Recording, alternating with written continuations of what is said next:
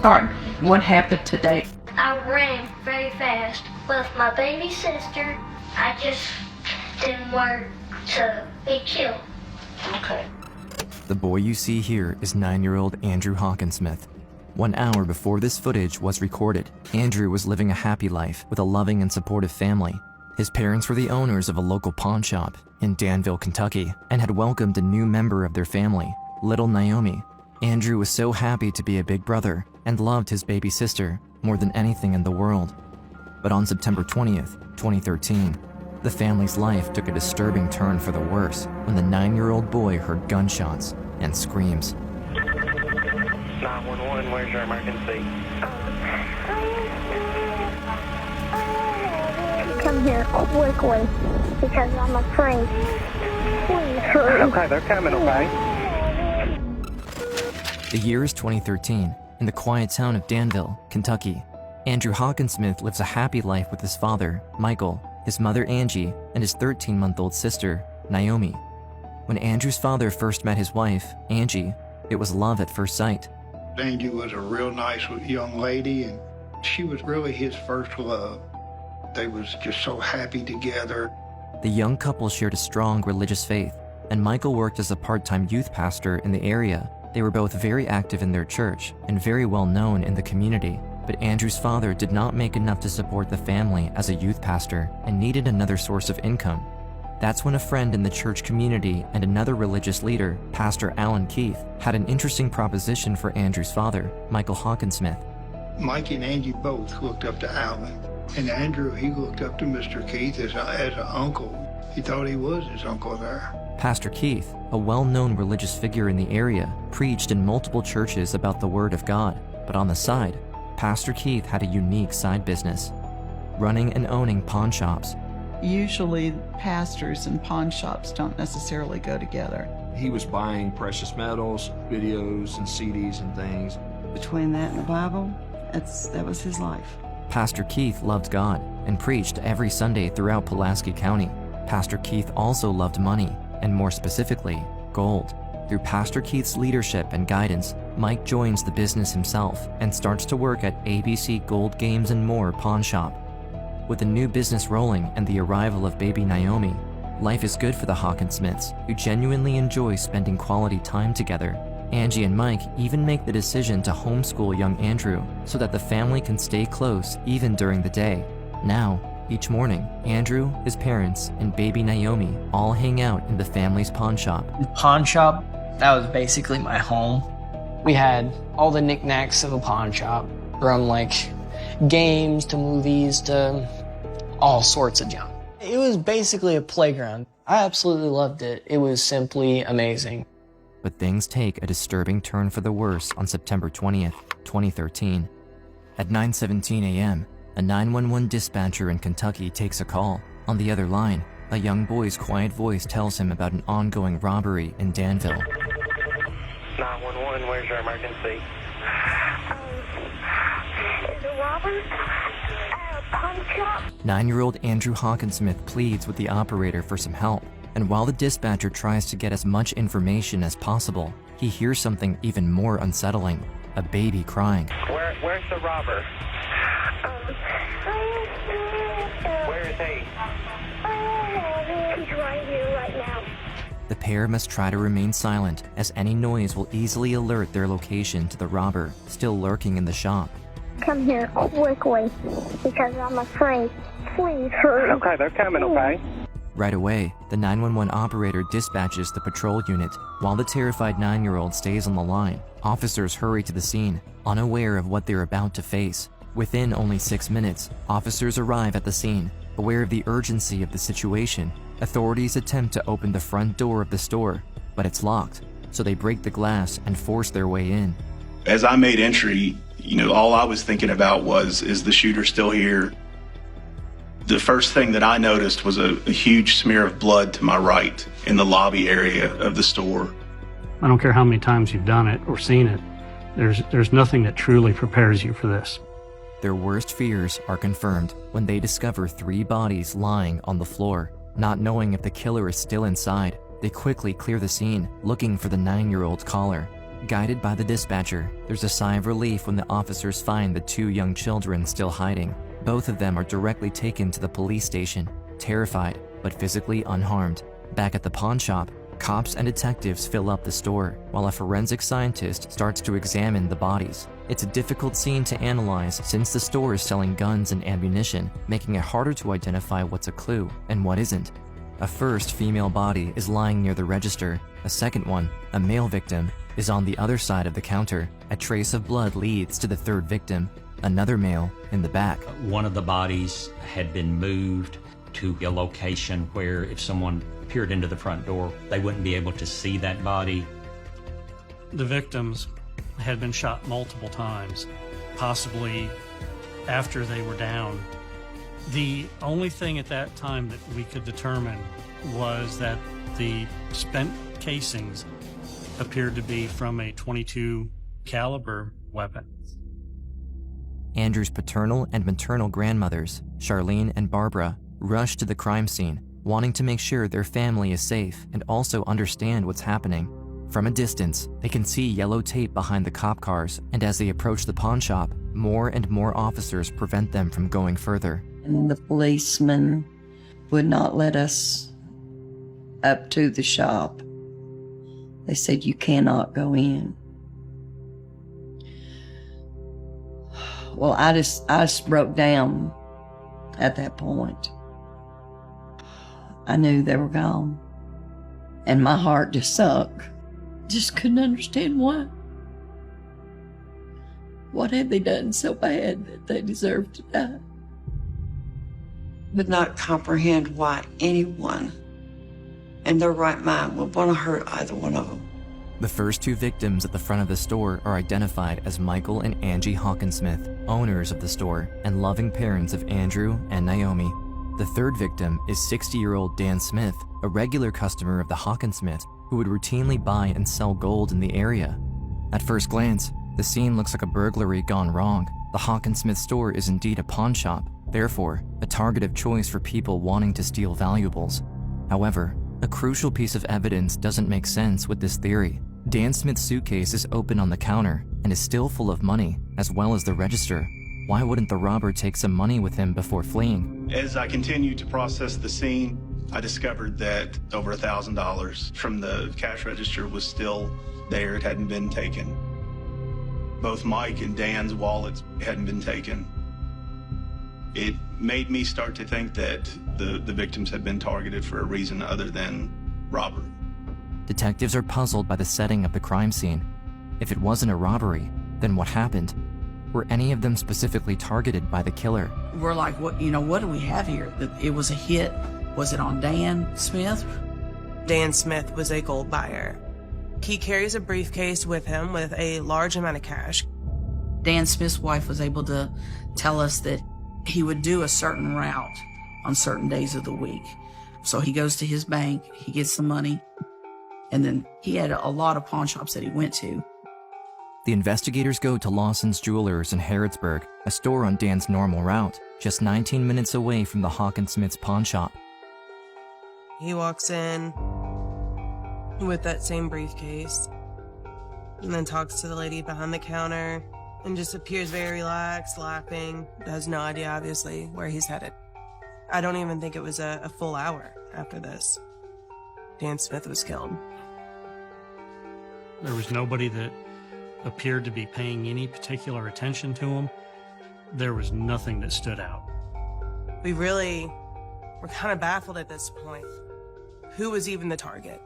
The detectives' initial strategy of focusing on Dan doesn't pay off. They have no suspects and no leads for any of the victims. The murderer is still on the loose, and both families are mourning. News of the murders reaches the town and surrounding cities, and everyone is shocked. Nothing like this ever happened in this small town. 2 young children are without their parents tonight after they were murdered inside their Danville, Kentucky pawn shop. That store is located just blocks from Centre College.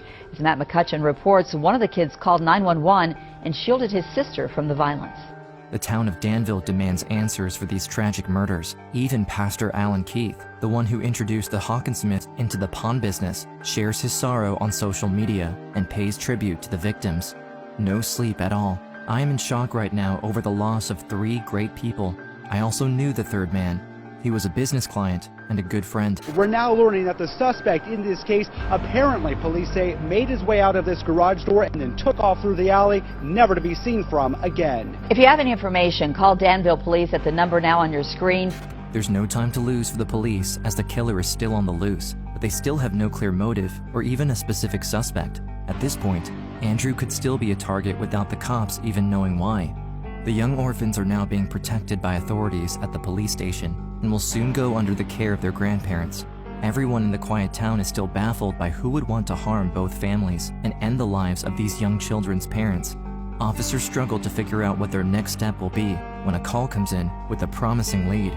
I'd gotten on Facebook and noticed, homicides in Danville, Kentucky pawn shop. And immediately my heart sunk because I thought a friend of mine still owned that shop, Alan Keith.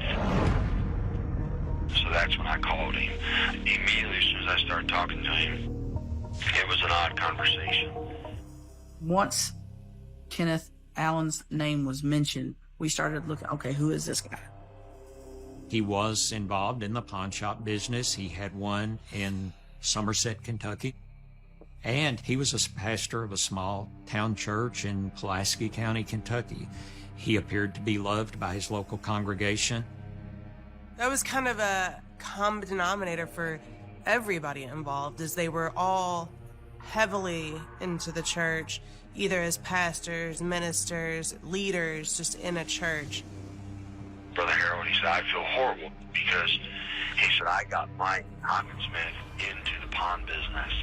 The caller explains that one of his friends, Pastor Kenneth Allen Keith, had made suspicious comments about the case. When I called Alan, it kept getting weirder and weirder. Pastor Keith, who lives in Somerset, roughly 50 minutes away, just happened to be in Danville on the day of the murder.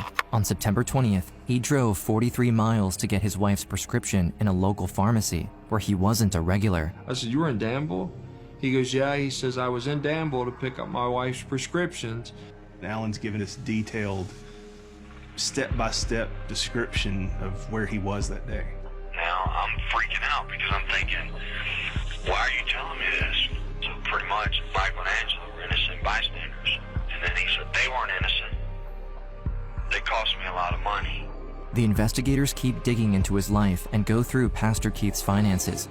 They soon learn that he had once been a full owner of the pawn shop, but because of debt and poor finances, he was forced to give up ownership to Mike and Angie Hawkinsmith. Kenneth felt cheated. He felt that that pawn shop should have been his.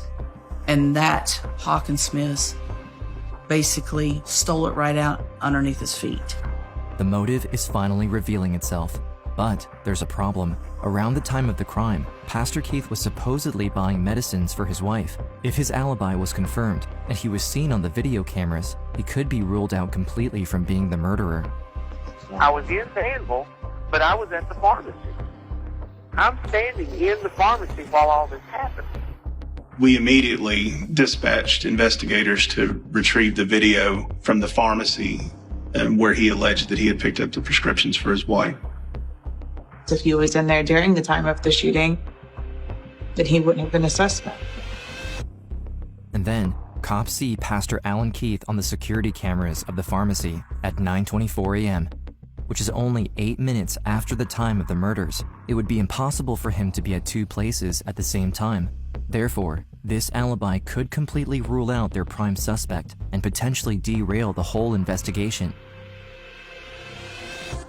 However, there's only one person the cops can really trust who can give more insight as to what happened that morning. 9-year-old Andrew, the young survivor who called 911 the day of the murders. If Andrew can provide any evidence that Pastor Keith was indeed at the pawn shop and not at the pharmacy at the time of the murders, the case could finally be solvable. What happened today earlier before you and I met? Yes. Anyways.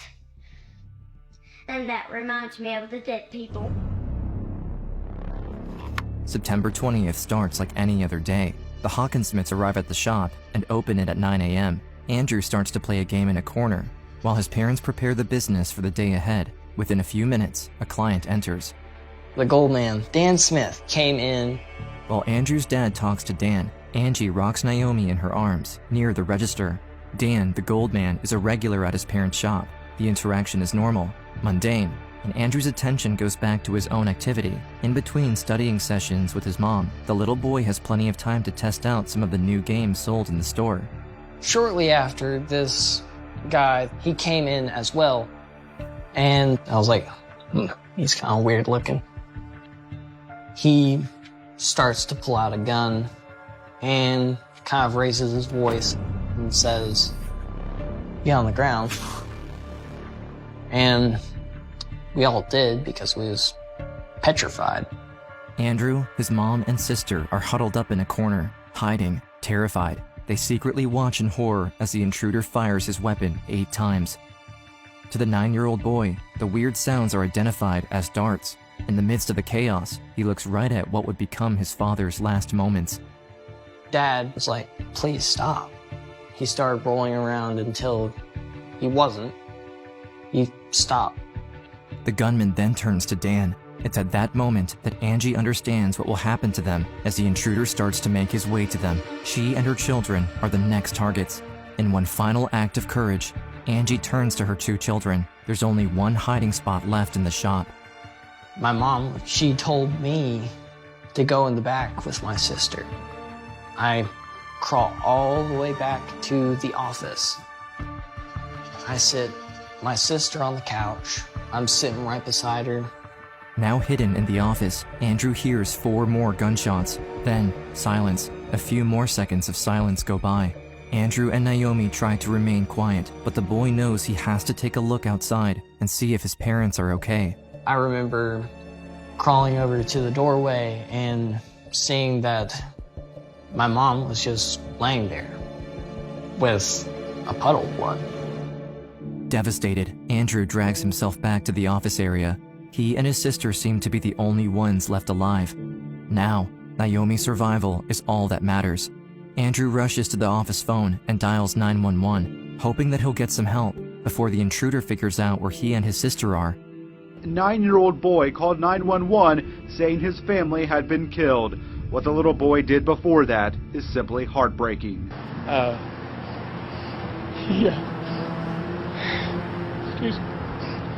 He grabbed his little sister up and he carried her in the office and he covered her with his body.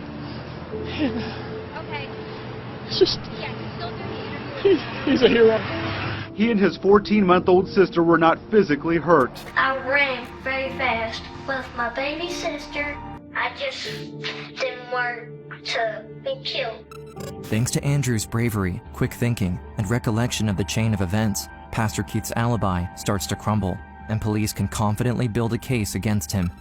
Suddenly, all the clues that were collected right after the crime make perfect sense.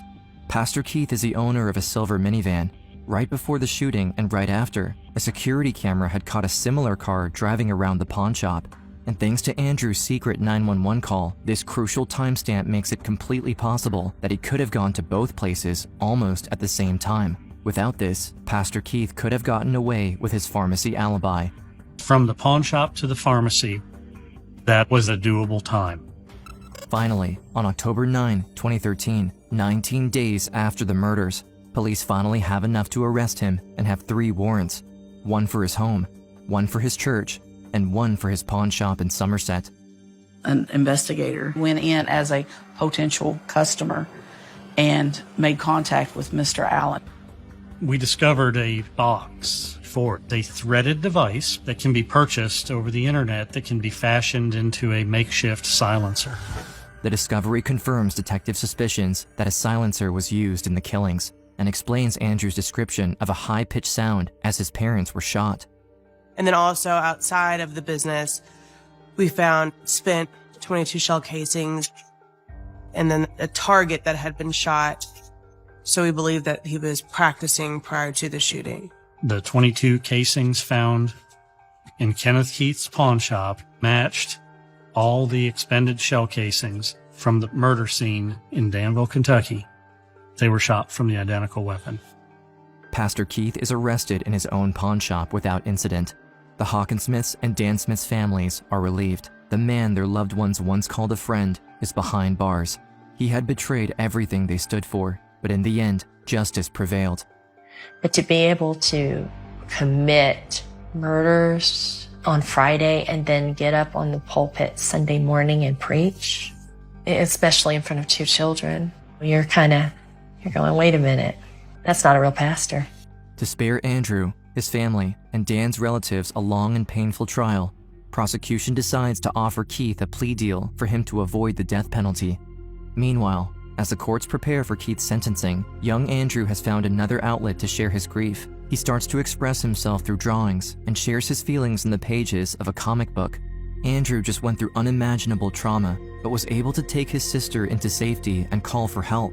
His parents always had his back, and on that day, he proved how much they were really alike. My dad, he made things look so easy. He was truly an amazing person. Despite the tragic end of Andrew's parents, they succeeded in protecting their children, which is what mattered to them the most. May 26, 2017, it's Andrew's 13th birthday, and also finally the day of Pastor Keith's deal with the DA. He is directly sentenced to life without parole. His greed and jealousy will never hurt anyone again. Today, Andrew is surrounded by his loving family and recently got engaged. No one can ever take away from him the memories of his parents and their love, which will always be there to guide him through anything.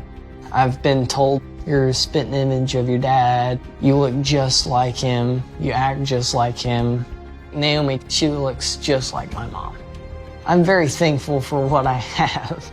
And in a sense, it's like I am living through my parents' life. My parents will always live on within me.